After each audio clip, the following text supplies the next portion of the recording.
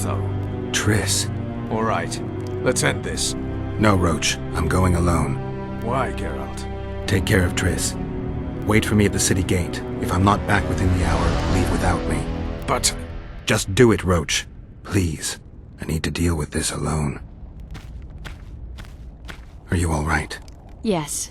He saved me from the Nilfgaardians, and defended me from the troops. Time to end this. Roach is waiting. I'll join you soon. Geralt, he knows a lot. I know, Triss. That's why we need to talk. Don't get killed, Witcher. I won't.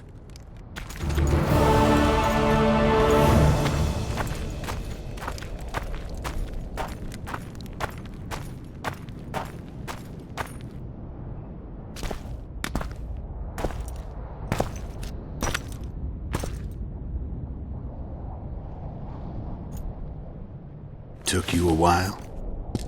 Is that bauble from Sheila's megascope? Mm-hmm. My final prank. I switched the diamonds. The one in the megascope has a flaw. Minute. But just large enough to warp the teleport.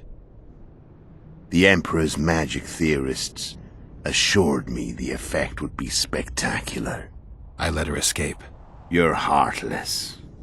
You've no idea what the royal witch hunters have in store for her.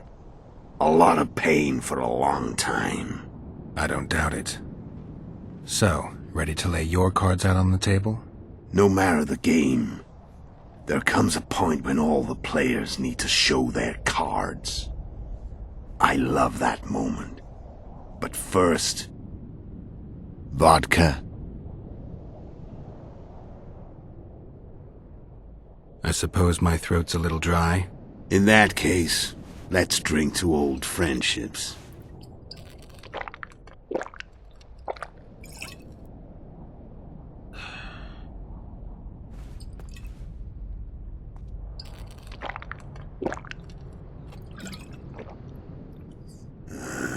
Recovered your memory yet? Not entirely. Remember how we first met? Yeah, I saved your life.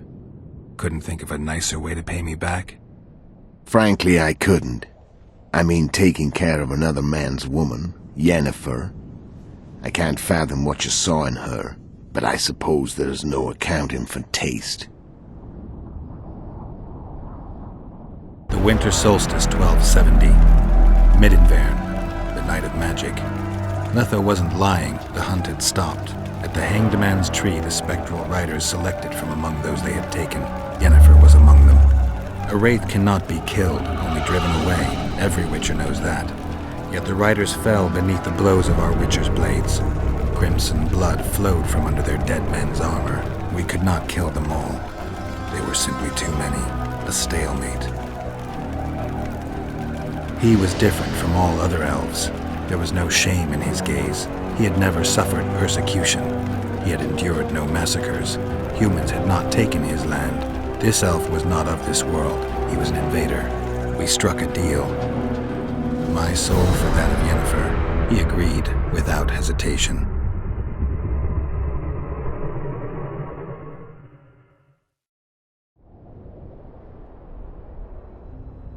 Back with me, friend. Got the feeling you left for a minute. Memories. I remember the Hanged Man's Tree and the Wild Hunt. I remember the exchange. Me for Yennefer. So, cards out on the table.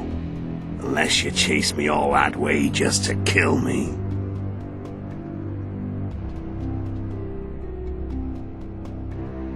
I chased you for lots of reasons. You owe me some explanations to start with. Let's say I do.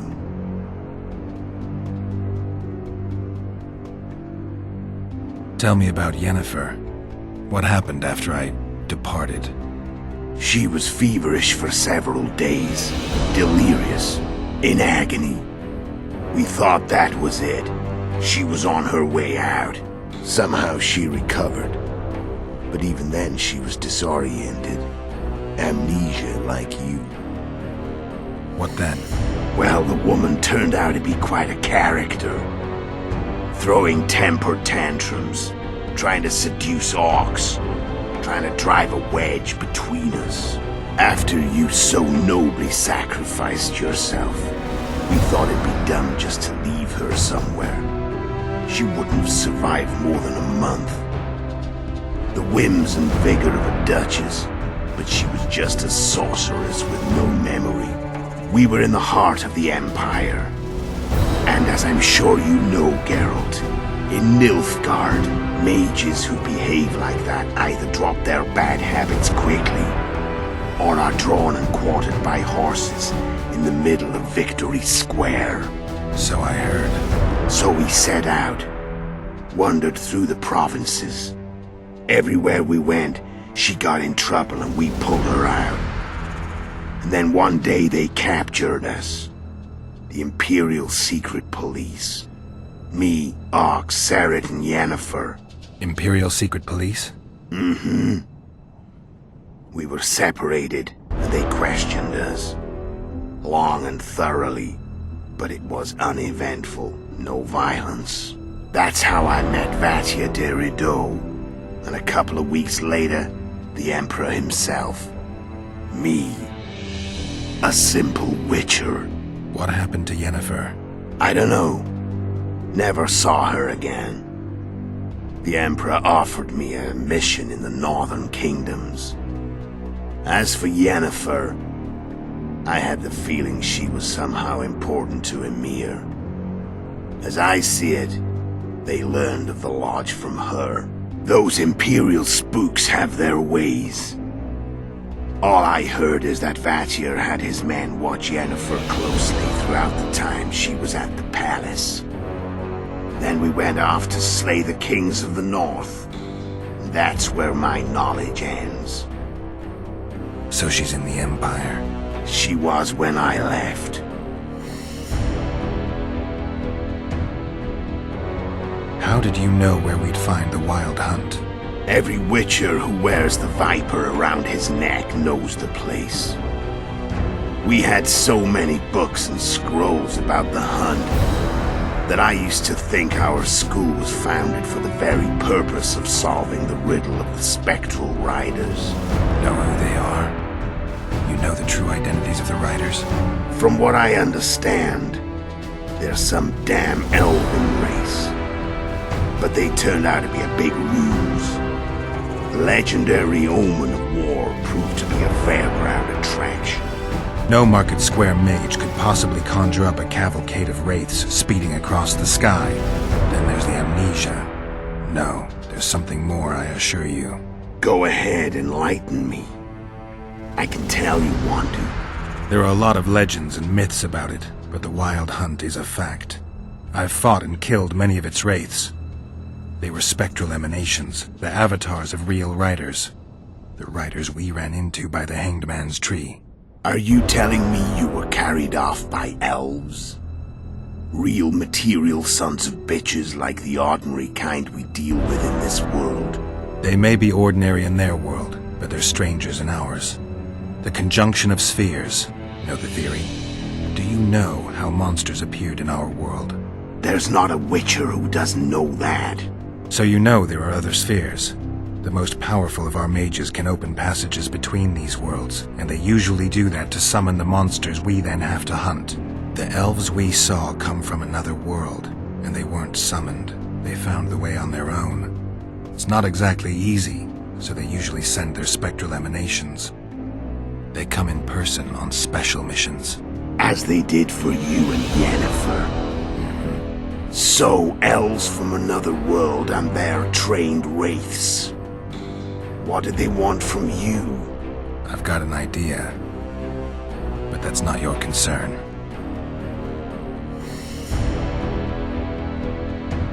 How did a witcher agree to kill humans at another human's bidding? At the Emperor's bidding, Geralt. And he's no ordinary human. The rulers of the North come up to about where his Pauline's end. Why? Simple. He promised to rebuild the School of the Viper, the Witcher's Order where I came to be. Witcher's schools in the south fell into ruin long ago, and Witchers themselves became internal exiles, banned from entering most cities. Besides Seret and Ox, I know of 2 other witches of the School of the Viper who should be alive and on the path. I don't know where they are. Haven't seen them for years. Now they can come out of hiding. They can come home.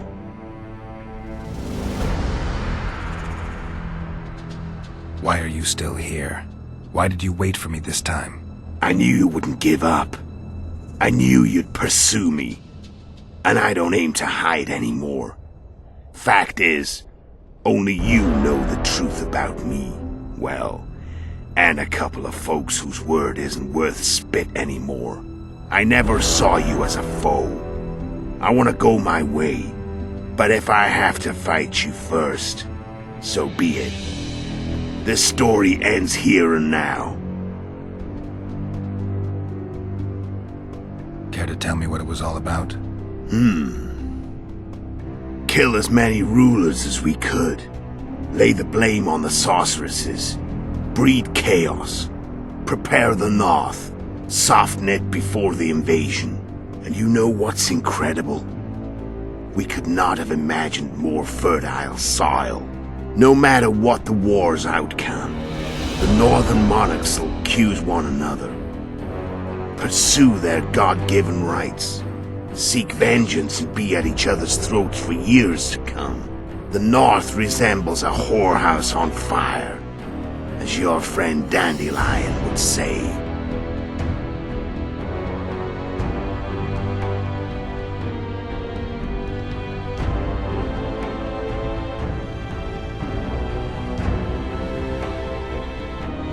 Tell me what it was. You know, no matter the North.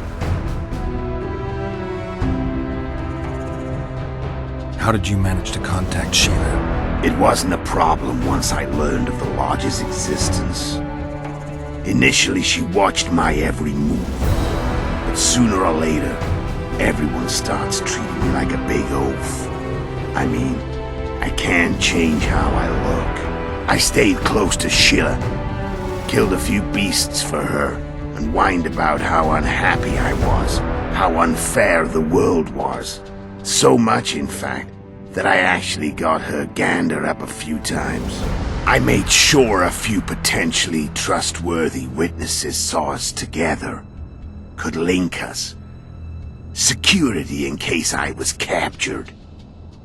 I also prepared to assassinate the King of Kavir. Esterad Tyson was to be the first victim of the mysterious assassins.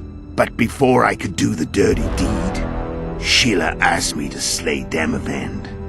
The gods had smiled upon me. I couldn't believe my luck. Here I'd been trying to figure out how to frame Sheila, and now all I needed was to carry out her orders and follow through. Where'd you get your information about the Lodge? From the Emperor and Vatir de Rideau, the Emperor's chief spy. And I believe they got it out of Yennefer. She recovered her memory? Nah. I'd never claim she informed on her friends consciously. I expect they found a way to tap into her memory in spite of her amnesia, and without her knowing it. There was a sorcerer present when I was questioned. A young, proud intelligence officer. Whatever the case, they gave me a list of the sorceresses in the Lodge. Only Emir, Vatir, and I were present. Only we knew of the mission.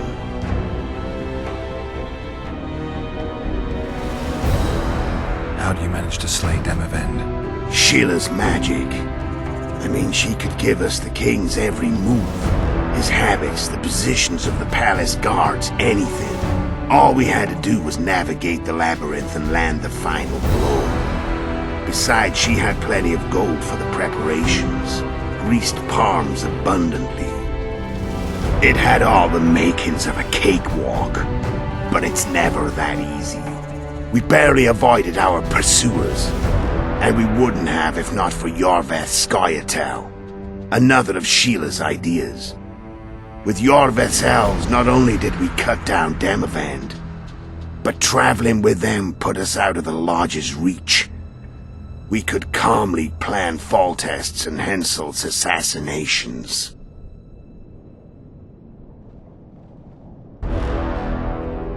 How did you know Foltest would come to the monastery's solar?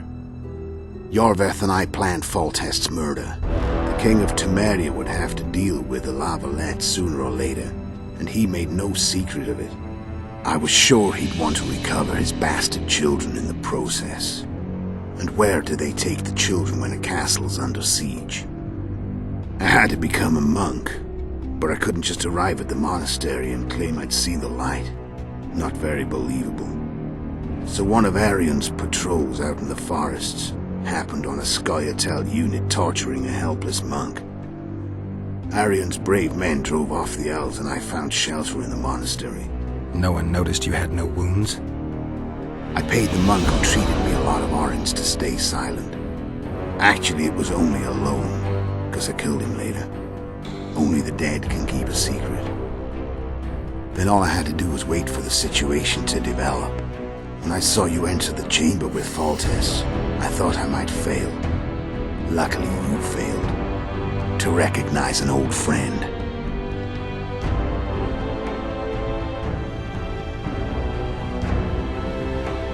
When did you decide to get rid of Yorveth? As soon as I realized I couldn't manipulate him. A true fox, that one. He was so observant, so dangerous. I got the sense he might see through me at any moment. You made a mistake. You were untouchable as long as the Scoia'tael were protecting you. Maybe, but with Yorveth, my hands were tied. If I'd finished off Kieran... But you didn't. And that allowed me to drive a wedge between you and Yorveth. I forced you to flee. And I let you live. You know I could have killed you. You're forgetting. No, I remember.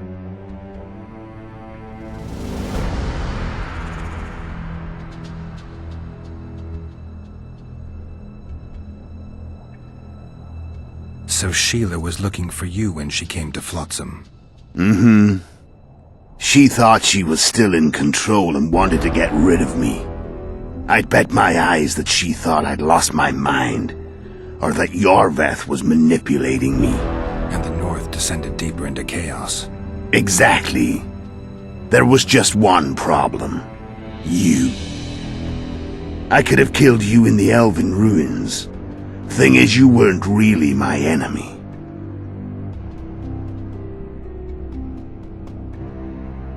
Shame you didn't take a shot at Henselt yourself. History might have taken a different turn. Maybe I would have killed him. Maybe you would have killed me. Who knows? But Henselt's death, although desirable, wasn't necessary anymore. The plan could go forward without it. You killed Seret and Orcs. Damn shame as I see it. Two good witchers. They were murderers, Letho. Just like you. Don't change the subject. Right. I was on my way to Loch Muin by that time. I had to prepare, inform that prune Shillard of the plan. Everything had to play out perfectly. There was no room for error.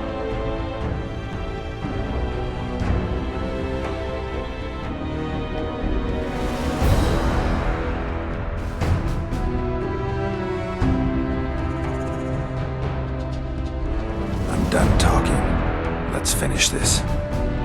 Wanna fight? Any vodka left in that bottle? A swig apiece. Here.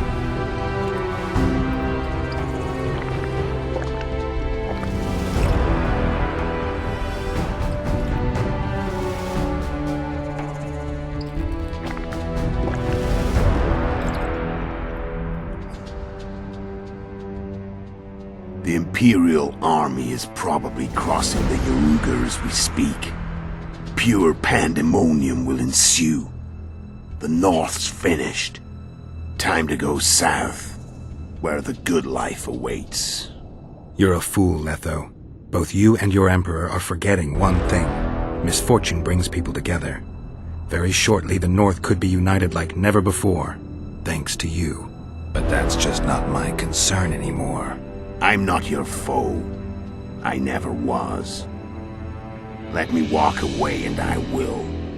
You'll never see me again. Force me to fight, and this time I'll kill you.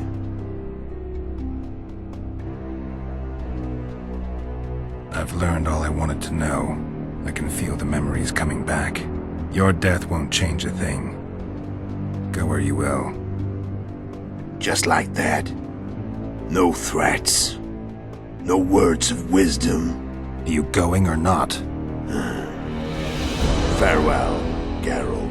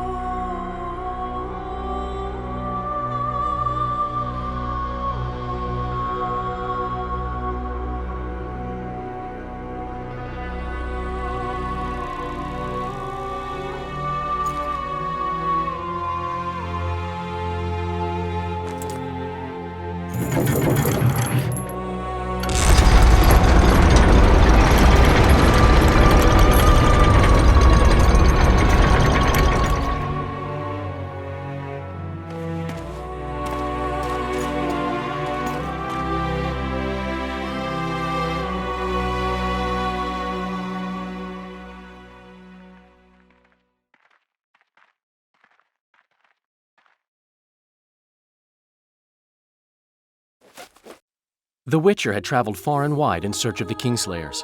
In Flotsam, he slew Bernard Laredo, but few mourned for the Commandant. Flotsam remained Temerian, while command of the garrison and town went to a Vizima noble, a sworn enemy of Kedwen and an avid angler. To this day, folk gather round bonfires in Lobenden to hear of the Witcher's deeds. The Witcher witnessed a great Kedweni victory in Edirn. At Vergen, Henselt's army crushed Saskia the Dragonslayer's motley force, ending the springtime of races. Soldiers of the Unicorn swarmed over the Pontar Valley. As it had before, powerful Kedwen swallowed Upper Edirn whole. Yet subsequent events would render Henselt's triumph short-lived. With Foltest slain, Temeria's barons began to vie for the throne. Many dreamt of donning the crown, yet none could assemble the allies required to snatch it. The kingdom's last hope, as it teetered at the edge of civil war, lay in little Anais. Natalis was named regent and ruled the land, yet the girl was the living symbol of the realm's salvaged unity. A tempest descended on the north, at least partly the work of manipulative mages. It seemed the turmoil in Temeria, Edirn, and Kedwen would benefit them most. Common folk turned against sorceresses and all magic freaks, witchers included. Castles that had hitherto welcomed mavens of the magic arts now shut their gates to any who sought shelter there. A witch hunt ensued. It was a time of great uncertainty, of rape accomplished by royal decree. Yet as troubled as the days seemed, we, who had in some way shaped the world's fate, finally received some respite. Zoltan resumed the quest for his beloved's hand, and I laid my head in the laps of the muses. Who could have known this tempest which had ravaged the north was but a harbinger of darker days, and the preamble to an entirely new tale of Geralt of Rivia?